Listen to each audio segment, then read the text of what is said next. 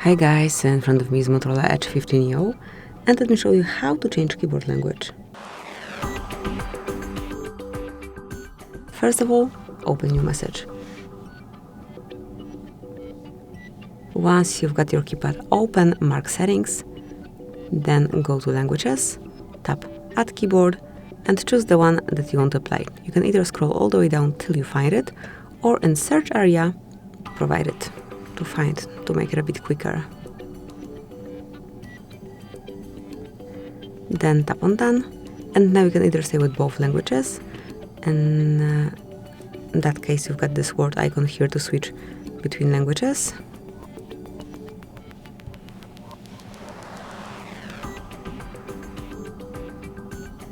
Wakey.